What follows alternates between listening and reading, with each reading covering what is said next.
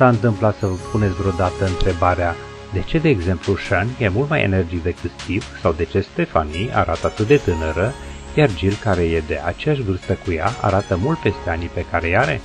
Desigur, la bază nu este doar o singură cauză. Ceea ce este comun în aceste situații sunt radicalii liberi. Fiecare celulă a corpului nostru folosește oxigenul pentru a primi energie.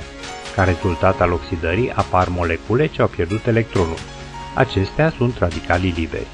Asemenea, molecule sunt instabile. Ele au nevoie de un electron suplimentar pentru a reveni la stabilitatea anterioară.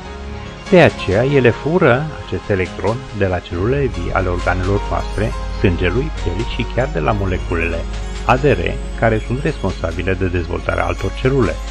Radicalii liberi duc la îmbătrânirea rapidă a organismului, dereglează procesul de înmulțire și dezvoltare a celulelor și sunt una din cauzele apariției tumorilor. Există însă o sursă naturală de protejare împotriva radicalilor liberi. Antioxidanții. Ei cedează unul din electronii lor, neutralizând astfel radicalii liberi. Puteți micșora cantitatea de radicali liberi ce se află în organismul dumneavoastră cu ajutorul unui produs de ultimă oră foarte eficient, Microhydrin Plus.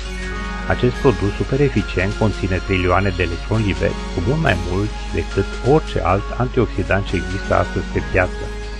Microhydrin Plus este un produs exclusiv ce conține un spectru larg de antioxidanți ce neutralizează diferite categorii de radicali liberi prin diferite metode. Puteți micșora cantitatea de radicali liberi ce există în organismul dumneavoastră cu ajutorul unui produs de ultimă oră foarte eficient, Microhydrin Plus.